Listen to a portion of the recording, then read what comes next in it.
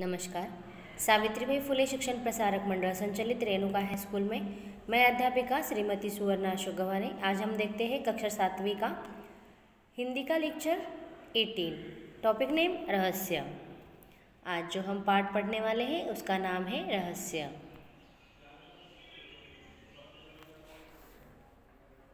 रहस्य इसके लेखक है डॉक्टर हरिकृष्ण देवसरे। इनका जन्म हुआ है 1940 को नागौर मध्य प्रदेश में।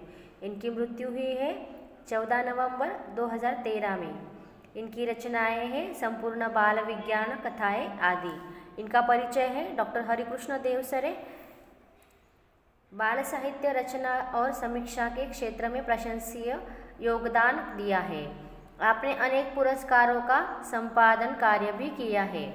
प्रस्तुत कहानी के माध्यम से लेखक ने बच्चों को अंधविश्वासों से दूर रहते हुए वैज्ञानिक दृष्टिकोण को अपनाने के लिए प्रेरित किया है। पाठ का परिचय देखेंगे। इस पाठ में लेखक ने अंधविश्वासों को दूर करके वैज्ञानिक दृष्टिकोण अपनाने पर बल दिया है। आज भी गांवों कस्बों में लोग भूत प्रेत चुड़ैल आदि के अस्तित्व में विश्वास रखते हैं। लोगों के इन अंधविश्वासों के कारण समाज विरोधी तत्व उनकी सादगी का लाभ उठाते हैं। पाठ देखते हैं। रहस्य। अंधेरी रात थी, चारों ओर सन्नाटा था। हाथ फैलाए न सूझता था। कभी कभी कुत्तों के भौंकने की आवाज़ सुनाई पड़ती थी। आधी रात बीत चुकी थी। मामा जी के घर से कुछ दूरी पर सामने वाले हवेली थी। हवेली में उजाला था। आर्यन खेतों को सरपट पार करता हुआ उस ओर अकेले बढ़ रहा था। वह उस हवेली में आधी रात के बाद कल भी ऐसा ही उजाला देखा था। मामा जी ने पहले ही आर्यन से कह दिया था कि उधर हवेली की ओर जाने की ज़रूरत नहीं है। वह हवेली भूतों का डेरा है। आर्यन मन ही मन मुस्काने लगा। वह जानता था कि भूत कुछ नहीं होते। यह कपोल कल्पना है। कक्षा में विज्ञान के शिक्षक ने वैज्ञानिक दृष्टिकोण अच्छी तरह समझाया था। रहस्य का पता लगाने के लिए उसने मन में ठान लिया। देखो यहाँ पे हवेली दिख रही है और मामा जी ने क्या कहा था कि उस हवेली में क्या है, भूत है, वहाँ जाने की ज़रूरत नहीं। लेकिन आर्यन था, वह उसे पता था कि भूत कुछ नहीं होते। विज्ञान के शिक्षक है तो उन्होंने वैज्ञानिक दृष्टिकोण अच्छी तरह समझा दिया था और इसीलिए आर्यन ने मन में क्या ठान लिया था कि रहस्य का पता लगाएगा। मामा जी ने कहा था इस हवेली में पिछले 10-15 सालों से कोई नहीं रहता। पहले उसमें एक जमींदार का परिवार रहता था। अब जमींदार का परिवार खत्म हो गया है। उस तरफ कोई आता जाता नहीं। एक बार घीसू उधर गया था। बेचारे का बुरा हाल हुआ था। 3 महीने तक खाट पकड़े था। आर्यन करवटें बदलता रहा। आधी रात को उठकर छत से उसने हवेली को फिर से देखा। वहाँ रोशनी थी। गर्मी की छुट्टियाँ बिताने के लिए वह मामा जी के घर आया था। यह एक समृद्ध गांव है। मामा जी के पास एक विदेशी डिजिटल कैमरा भी है। यह बात आर्यन को मालूम थी। मामा जी की एक लड़की थी। उसका नाम था कनिष्का। आर्यन ने कनिष्का से कुछ सलाह मशवरा किया। दोनों बहादुर थे। अगला कदम उठाने के लिए उन्होंने कमर कस ली।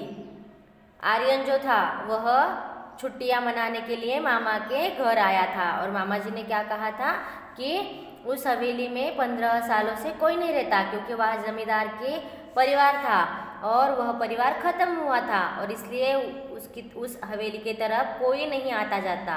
और एक बार क्या हुआ, घीसू उधर से गया तो बेचारे का बुरा हाल हुआ था। फिर आर्यन ने सोचा कि मैं यह सब क्या करूँगा, उसका रहस्य खोल लूँगा।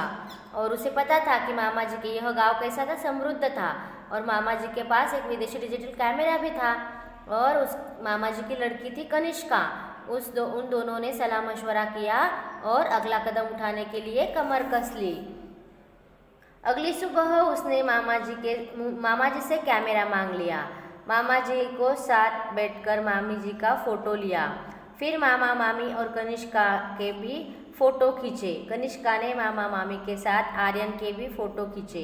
मामा मामी जी बहुत खुश थे। मामा जी ने कैमरे की तारीफ के पल बांधते हुए कहा, रात में मामूली रोशनी में बिना फ्लैश गन के भी यह तस्वीर खींच लेता है। कमाल का लेंस लगा है इसमें। मामा जी ने क्या कहा कि यह बहुत अच्छा कैमरा है, अगर रात को बिना फ्लैश के भी ये क्या करता है, थोड़ी सी भी रोशनी हो तो बिना फ्लैश के वह तस्वीर खींच लेता है। आर्यन ने कैमरा अपने पास रख लिया। कैमरा पाकर आर्यन और कनिष्का बहुत प्रसन्न हुए। वे दोनों रात होने का इंतजार करने लगे। रहस्य का पता लगाने का यह अच्छा अवसर था। अंधेरी रात होते ही दोनों घर से निकल पड़े। हवेली सामने थी। अंदर से हंसी और खकाव की आवाज़ें सुनाई पड़ी। आर्यन और कनिष्का ने पहले चारों ओर ध्यान से देखा। कहीं कोई खतरा नहीं था। वे दबे पांव हवेली में चले गए। बीचों बीच एक बड़ा कमरा था। उसका दरवाज़ा अंदर से बंद था। खिड़कियाँ नीचे से बंद थी, लेकिन ऊपर से खुली थी। अंधेरी रात होती वह घर से निकल पड़े और हवेली के सामने आए और उन्हें क्या हंसी की आवाज़ें सुनाई पड़ी। फिर आर्यन और कनिष्का ने चारों ओर देखा और यहाँ कोई खतरा नहीं है। फिर वह आगे बढ़े। बीचों बीच एक कमरा था और उसका दरवाज़ा बंद था, लेकिन खिड़कियाँ नीचे से बंद और ऊपर से खुली थी। बड़ी सावधानी से आर्यन ने अंदर झांककर देखा। हट्टे कट्टे, मोटे तगड़े, बड़ी बड़ी मूंछों वाले कई लोग पगड़ी बांधे बैठे थे। उनके साथ कमीज और पैंट पहने हुए कुछ लोग थे। उनकी आंखों से आग बरस रही थी। आंखें लाल लाल थी। सबके चेहरे डरावने थे। उस समय वे खाने में मस्त थे। कोई हड्डी चबा रहा था तो कोई रोटियां तोड़ कर मुंह में डाल रहा था। आर्यन ने उन्हें ध्यान से देखा। उनके गले में कारतूसों की पेटी लटक रही थी। बंदूकों और तलवारों भी थी। कुछ लोग लुढ़के हुए पड़े थे। आर्यन ने इशारा किया। कनिष्का ने बड़ी सावधानी से कैमरा निकाला। गैस बत्तियों की रोशनी इतनी तेज थी कि बड़ी आसानी से फ़ोटो लिया जा सकता था। बस उसने फटाफट कई फ़ोटो खींची और वे घर की ओर चल पड़े।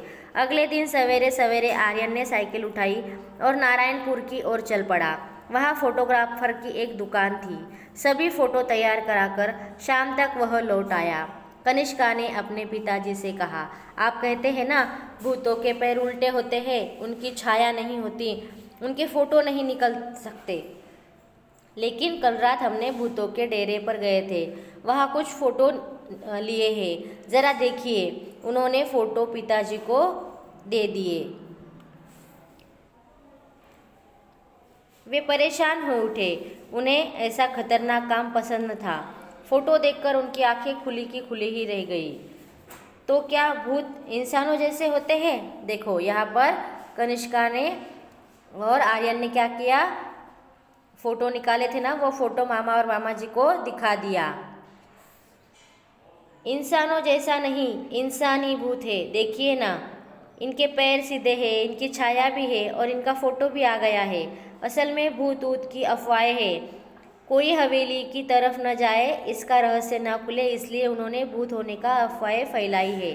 यदि लोगों का आना जाना रहता है तो लोग वहाँ अपना क्रियाकलाप कैसे चलाते?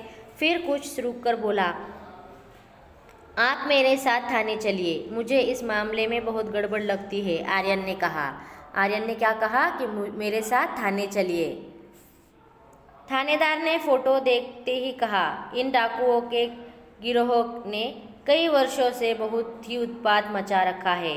डकैती, राहजनी इनका पेशा है। कई वर्षों से इनकी तलाश की जा रही है। इनको पकड़ने के लिए पुलिस ने अपना खून पसीना एक कर दिया था। शाबाश, तुम दोनों ने बहुत ही बहादुरी का काम किया है। कहाँ है ये? आप तैयार कीजिए, ठिकाना मैं बताता हूँ, आर्यन ने कहा। उस रात भूतों के डेरे पर पुलिस ने छापा मारा। दोनों ओर से गोलियां चली। सवेरा होते होते डाकुओं ने हथियार डाल दिए। उनके कुछ साथी मारे गए और कुछ पकड़े गए। गांव वालों ने हवेली में बसे भूतों को देखा तो चकित हो गए। सभी डाकुओं के आतंक से मुक्त हो गए। जिला कलेक्टर ने आर्यन और कनिष्का के बहादुरी के कारण उनके नाम राष्ट्रपति कार्यालय को भिजवा दिया। आने वाले गणतंत्र दिवस पर महामहिम राष्ट्रपति के हाथों उनको वीरता पुरस्कार से सम्मानित किया जाने वाला है। देखो यहाँ पे पुलिस जो है वह आर्यन को और कनिष्का को शाबाशी दे रही है। शाबाश, तुम दोनों ने बहुत ही बहादुरी का काम किया और रहस्य को भी खोल दिया था। शब्द वाटिका देखेंगे। सन्नाटा, नीरव, शांति, सलाह, मशवरा, परामर्श। बीचों बीच मध्य भाग में उत्पात, उधम, उपद्रव, डकैती, लूटपाट। राहजनी, रास्ते में लूटपाट। आतंक, दहशत, भय। मुहावरे देखेंगे। खाट पकड़ना, बीमार होना। करवटें बदलना, बेचैन रहना। कमर कसना, दृढ़ संकल्प करना। तारीफ के पुल बांधना, प्रशंसा करना। आंखें खुली की खुली ही रहना, चकित रह जाना। खून पसीना एक करना, कड़ी मेहनत करना। हथियार डालना, आत्मसमर्पण करना। आगे के लेक्चर में हम चलते हैं सीना तान के, यह देखेंगे।